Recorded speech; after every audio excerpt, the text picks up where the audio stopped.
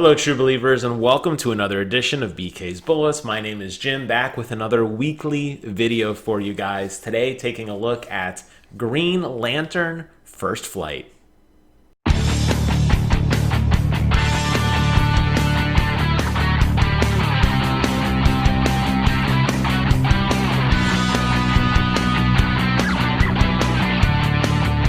Now, if you're not familiar with what I'm doing here, I'm going back in time. I'm watching these DC animated films that Brent has so graciously given me access to on his Vudu account, and I promise, once a week, I will be uploading a video for you guys with my thoughts on one of these videos until we run out. We got plenty to go. I think there's like 45 or so in the tank. So get used to this ugly mug. You're going to be seeing quite a bit of it. First Flight came out in 2009, and it was a direct-to-video. Wasn't in the theaters, unlike Batman Mask of the Phantasm, which I loved, by the way. And if you don't yet know what I'm talking about, one, Brent was gracious enough to make me a playlist. And two, somewhere up here, you're going to see a card pop up. And you can click on that link and go back and watch it, because I had a lot to say about that movie, and I loved it. Unfortunately, the love has run dry on episode 2 here. I did not like First Flight. I like the Green Lantern. I think he is a very interesting superhero, the little bit I know of him. And unfortunately, I think what I don't like about this particular movie was that we don't really get to know much more about him. As a matter of fact, honestly, this movie was much more about Sinestro than it actually was about Hal Jordan. And the little bit I know of Hal Jordan is that he's some sort of Air Force test pilot who is somehow given the gift of the Green Lantern ring. That's basically all we got to see of him. In a very short amount of time, he is wearing the ring. He fully understands everything about it. He actually doesn't even do the official Green Lantern vow where they all, darkest light, Green Lantern's light, they hold up the ring, all that. He doesn't do that till the very end. That's actually how that's actually how the movie closes out. With that scene where they're all standing together and cheering for Hal, who's apparently like the new de facto leader, I guess. It was very odd because this movie went very rapidly. And I do appreciate the fact that it was a short viewing time. I have been a critic of other films in the past, definitely video gaming, where kind of my background lies. Of games being too much going on. It needs to be trimmed down. So I do appreciate we get a lot of the fluff removed. Unfortunately, in this case, I feel like we got too much removed. This movie is definitely for a fan who already understands who, what, where, when, why of the Green Lantern Corps, of Hal Jordan, of all the other Green Lanterns, of which I knew of a few, but not nearly as many as we saw. I obviously know Sinestro at some point turns into like this Yellow Lantern, but his motivations for why he did that were not explained in this movie. The fact that he suddenly becomes this Yellow Lantern and can basically systematically kill everybody except for Hal because reasons. It made the Green Lanterns come off very weak, very unprepared, and Hal rising up to be some sort of hero doesn't really make sense because I don't really have any reason to like him. He seems like a reasonable guy. I mean, I support the armed forces, so I guess in that sense, good job.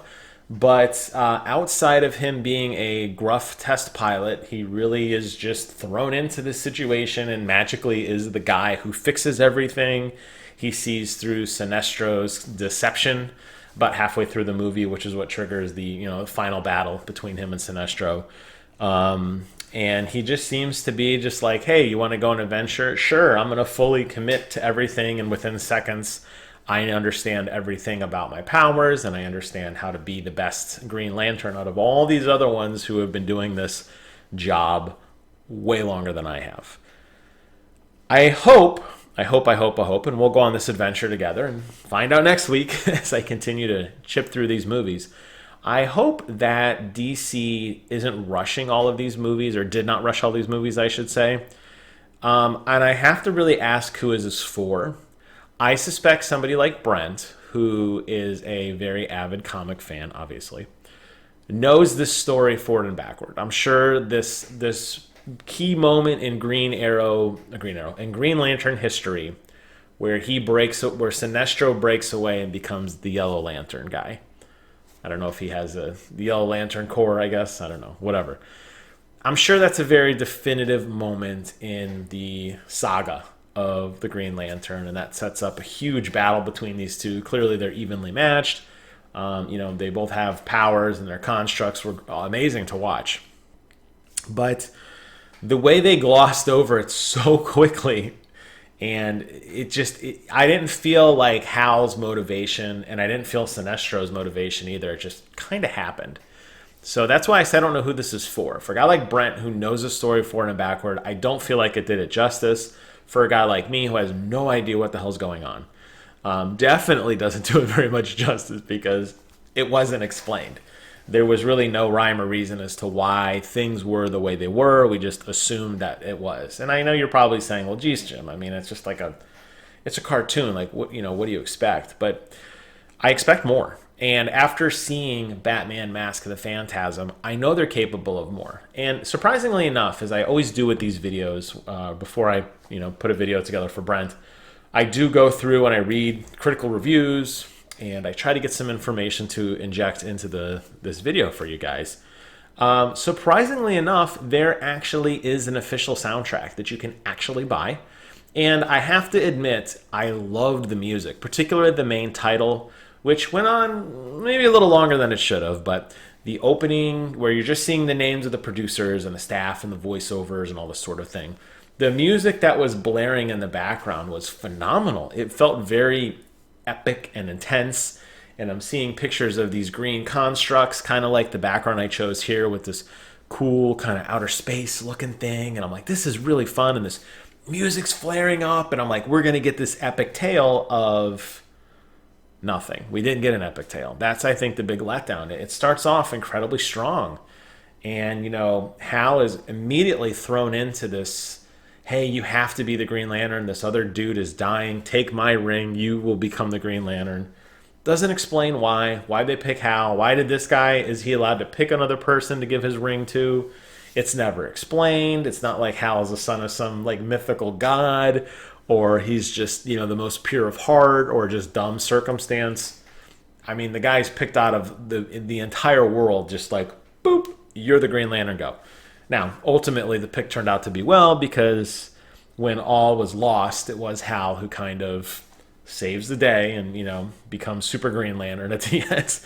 And he's able to battle Sinestro. And in a really kind of funny scene, Sinestro has the yellow Powerball where he gets his energy, kind of like the lantern, but his is like an orb, kind of like a mini Death Star.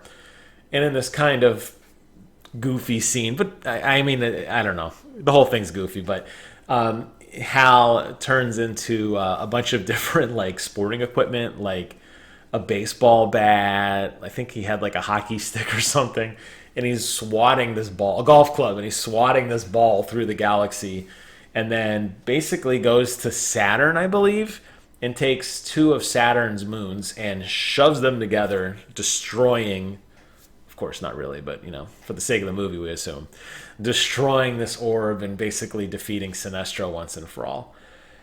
Which was very, wow, like that's some major, universal destruction on a galactic scale. Like, way to go, dude. Like, I don't know if you needed to do that, but hey, why not? Screw Saturn, right? They got like 10 moons. They'll be fine with 2 less.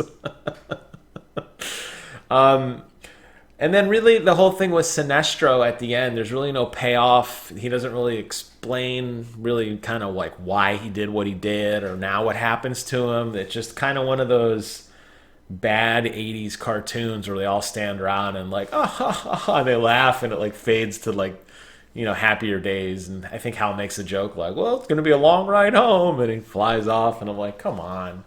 This could have been better. This really could have been better. And I think it frustrates me because when I did start my brief stint of watching comic books, I did watch the New 52. I did start reading the New 52. And I was blown away. Maybe because it was of Jim Lee's art. But I was blown away by some of the amazing constructs that Hal was able to create. He did this really cool fire truck that ran over a bunch of villains, and he turned into he had a fighter jet that was shooting missiles. He had a big machine gun, and I like that idea that kind of like your imagination can run wild and you can do crazy, wonderful things. And we didn't really see a lot of that in here either. In that little scene I mentioned at the end, a lot of this movie was just basically like a green wavy line that just kind of fix things, or like, oh, we need to put the fire out, green wavy line. Oh, we need to rescue the civilians because an airplane is going to crash into like a dense, maybe some sort of airport or something.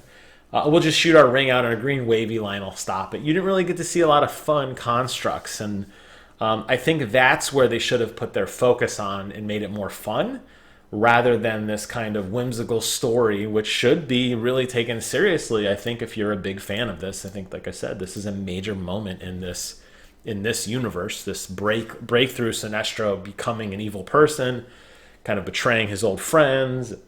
All this, we didn't really get that, so I wasn't happy. I didn't like it, and I give it I don't really rate things here, but definitely no bueno for me. I did not like this movie. I don't know what I'll watch next week. Maybe it'll be another Green Lantern movie. Maybe we'll go back to Batman. You're just going to have to tune in and find out. But before you go, do me a big favor. Comment, rate, and subscribe to Brent's channel. I think he's up to over 200 subs now, so good job, buddy. Here's the 200 more. We're going to keep doing these. We're gonna get some traction on some of these older movies. We're gonna get the conversation going, and we're gonna have fun together. With that, closing out this video. Thank you all so much for watching. Take care of yourselves, and until next time, I will see you guys in the funny pages.